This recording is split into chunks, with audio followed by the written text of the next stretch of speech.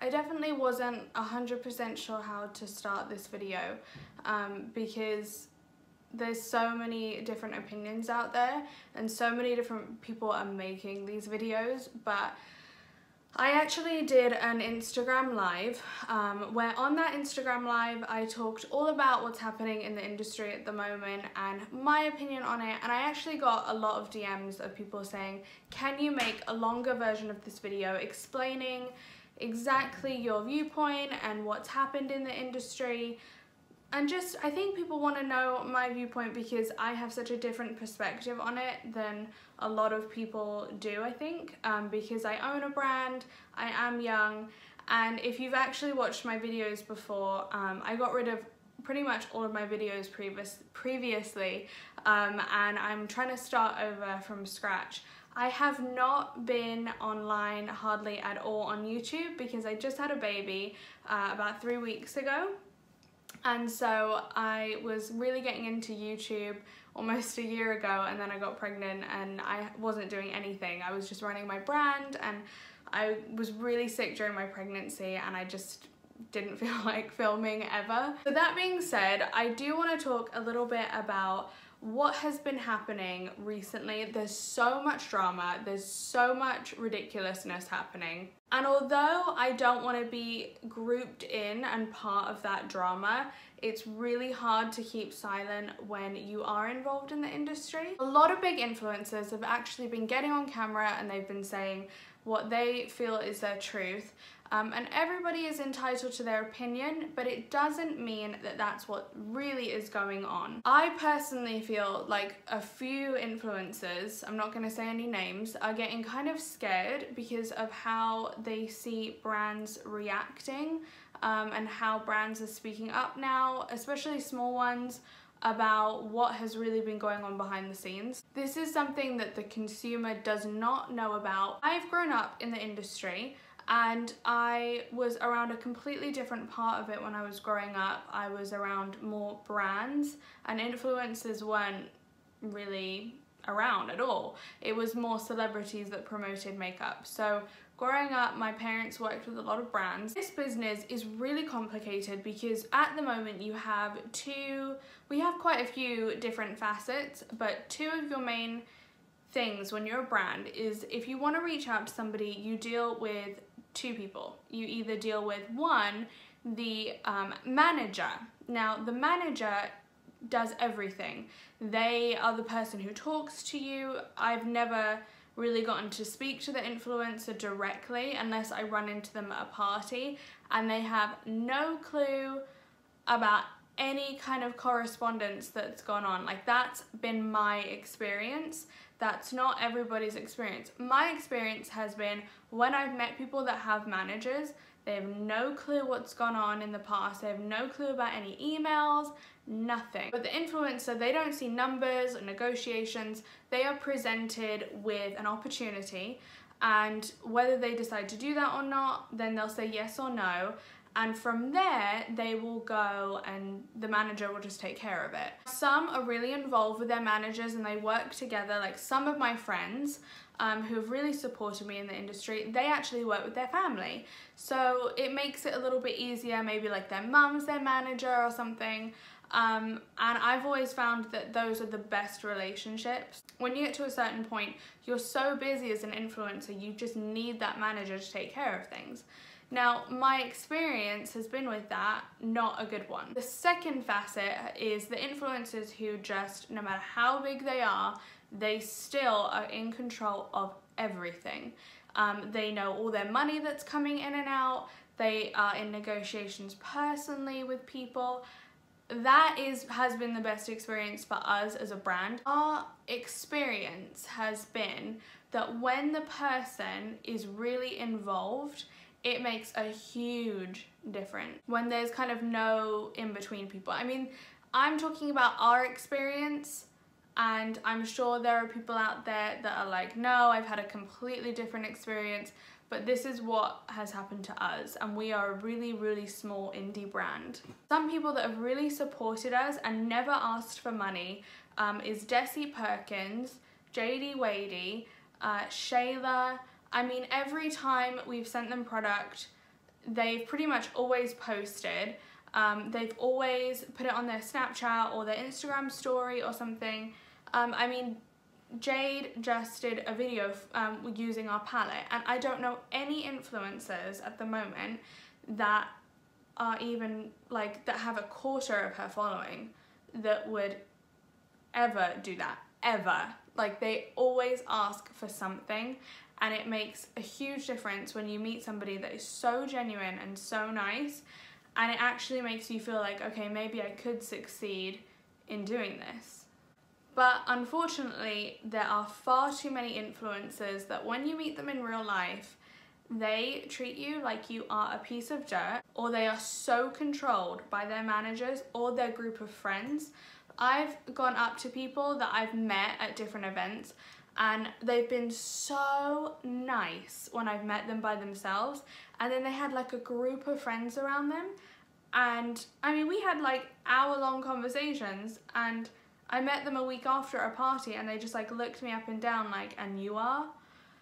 And I was just, I've had that happen to me so many times, and I was just like, I've been so taken aback because they seem so nice and so sweet, and just so genuine, and always telling you like to love yourself, and I love you on their Instagram and their YouTube, and trying to be positive, and we all need to help each other out.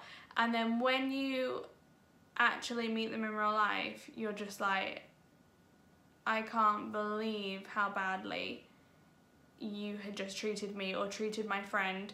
And to me, that's really the biggest problem in the industry, is people have got such a high opinion of themselves just through being an influencer. And the experience I've had with the managers is that they're so money hungry that they are willing to they just want to suck every penny from you, and they promise, like, we will deliver this, we will deliver that, or you'll make all these sales. We've never gone into a relationship where we've actually spent money and done that. I have friends that have spent a ton of money, an absolute ton, with different people, different influencers, and they were promised, you're gonna make all this money, and they saw like nothing in return. And you know, they sold a little bit, but not what they should have. Like, they didn't even make their investment back. So I recently saw a video with Tati and James Charles, and he was talking about how brands should, you know, really be thankful that they have influencers, because you can spend like $200,000 to $300,000 on a photo shoot. Okay, it is true though. Okay, jokes aside, most brands have huge budgets, and what they spend in traditional media would be, you would just be shocked. Right, so think about it this way. If a brand wants to do a campaign, right? Say influencers are off the table, we hate influencers, bye, your job's over. That leaves a brand to do a traditional media campaign. I'm going off on this. This is something that I'm very passionate about. You want to do a traditional media campaign. You now have to assign the work to the people that are in your internal team, and they have to plan the whole campaign. Great. Once the campaign is planned, you have to rent a studio space, which is very, very expensive in Los Angeles. Then you have to rent all of the equipment. You have to hire a videographer. You have to hire a photographer. You have to hire a producer. You have to hire all the models and pay their day rate. You have to hire hair and makeup to do their entire faces to get them ready for the commercial. You have to hire an editor to then work on the finished project, and hire probably assistants to help you out and make sure that the set day runs smoothly. That's probably gonna cost upwards of like $200,000 to $300,000 for an entire day of shooting. That's true. But that's not it. Because then once you have the finished commercial fully done, it's not just gonna sit on your little flash drive at your desk. You actually have to get it shown. And that's where the things get really pricey, because then these brands have to pay for advertising space. And let me tell you, because this is a constant battle that YouTubers are always fighting, advertising is very, very expensive. To get ads running on TV networks on popular channels during the Super Bowl, it costs several $100,000 for a few seconds. So you probably spent, let's say $500,000 to get this commercial made and now shown, right? And your goal is to make $1 million of sales. Your profit margin has now been 50%.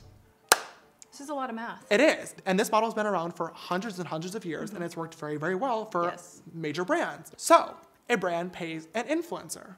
Back to the original decision, brand wants to do a campaign. Traditional media, bye. Influencers are back. You get your job back. You're welcome. We want to do a campaign with an influencer. Great. So they say, hey, James, we want you to do a video about our product. Right? They don't have to pay for the studio space because it's already in the house. They don't have to pay for the equipment because it's already in the house. They don't have to pay for the videographer, editor, photographer, or model because that's already the influencer's job. They do that already on YouTube. Once the video is already fully produced, they don't have to pay for advertising space either because the YouTube channel of the influencer is already getting viewed by millions of people. Say the brand still wants to make $1 million. Back to Marlena's video, they pay said influencer $60,000. Their profit margin is now 94%. Now, part of that I agree with. It does cost you a lot of money to do advertising, like a TV commercial, or advertising costs money. That is absolutely true. You do not get stuff for nothing. And even when I'm talking about influencers, when it works, I think that it is so worth it, but it has to work and the collaboration has to be right. So there's a lot of things that have to happen to make it work, but it doesn't just happen like that with everybody. So when he said, you know, 60,000 is not that much money, and you know, and the brand makes so much more in return, that is not always true. And also, an indie brand cannot afford to spend that money. That is impossible for an indie brand to spend that money. And there's no way that when we do a photo shoot that we spend anywhere near 200,000 ever. When you are a brand owner, and especially when you're an indie brand, you're literally like holding the lights, doing the hair, helping with makeup, running around, grabbing lunch. Like, you are the person that is doing a majority of the work. Now, I know for a fact there's even people that have bigger brands, and people who work for those brands, they wear a lot of hats. Like, it's not just like all standing around on set all day, laughing and having a great time. You have to work so hard just to get one day of shooting done, because your budget doesn't allow for that. Influencers have been in this uproar because if you've seen Marlena from Makeup Geek, if you've seen her video, she talks about how, you know, they can't afford to spend $60,000 on doing a campaign with influencers. It's just impossible. And you have to remember as well that Marlena had an influencer background, so not only does she know what something should cost, but she also has a following. So if her brand is struggling and she has a large following, and she had a very loyal following as well because she's been on YouTube a long time, if that is the case, then smaller brands like me and other people, it is even more difficult because we have to start from scratch. So to say that 200,000 to 300,000 on a photo shoot is just, it would be impossible to sustain, and it is just not, it's not a very wise thing to have said, in my opinion. I love James. I think he's very funny and sweet, and I really like some of his videos, and I also love Tati as well. But I just think that it was a bit of a silly thing to say, because it just doesn't come across as if you know what you're talking about. And the problem that is happening at the moment is, let's say I spent that money, it would actually be so risky, and it would be a gamble for a lot of small brands to spend that money. So to them, it might not be that big of a deal, 60,000, because they're earning a lot. But when you are running a small business, that 60,000 can make or break you. So you have to be so careful. What I would really love to see happen is, I would love to see bigger influencers helping out small brands by saying, what can you afford? How can we help you out? Because we want, I think that we should all help each other grow. And they always say like girl power and let's help each other out and let's all be united. And this does not seem at all like anybody wants to unite or help each other out. And it really should be that way. It should be that smaller brands do not have to pay such a large fee, because it's getting impossible for us to grow. This is the way the industry is going. There's nothing I can do to stop that. There's nothing anybody else can do to stop it. Influencers are the people that everyone's looking to. They are looking to them to buy the product. Other ways of marketing are dying. So we have to go with what's happening and what's trending, what's new. Otherwise, we won't survive as a brand. So if they're making it impossible for us to be able to do that, it's a little bit scary, and it means that we have to work twice as hard, and it makes it really, really difficult. And don't think that I'm just talking about people with large followings. People with very, very, very small followings, I've had the same experience. I've had the same treatment from. It's not just like, oh, all these big followers, all these big people that you see making videos. It's not that at all. It's actually all kinds of people that are involved in the industry, and it's an attitude that really needs to change. And I think there needs to be just this fresh, new outlook on it.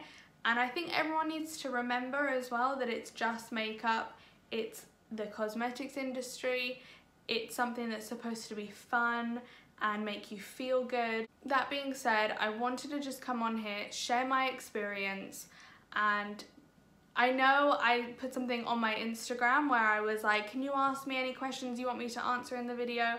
And I will say that 90% of the questions were like, what names can you drop? Like, who can you expose? And I'm not gonna be that person that's gonna do that. I'm not gonna sit here and drag other people down, but I am also going to tell the truth as to what my experience has been, and also my positive experience as well. I've worked with some amazing people where I've sent them the product, they've posted about it, they've been excited, they've created looks for me. I've been able to use that and it's helped boost my brand. Those kind of things help you so much. So to all the people out there that are good, positive people that love makeup, this is the time in the industry where I think that things could change, and this could really be your moment. So I'm excited to see what will happen in the future, and you never know. So thanks for watching, and if you'd like to follow me, I am on Instagram at velvet59 and also coco.paris.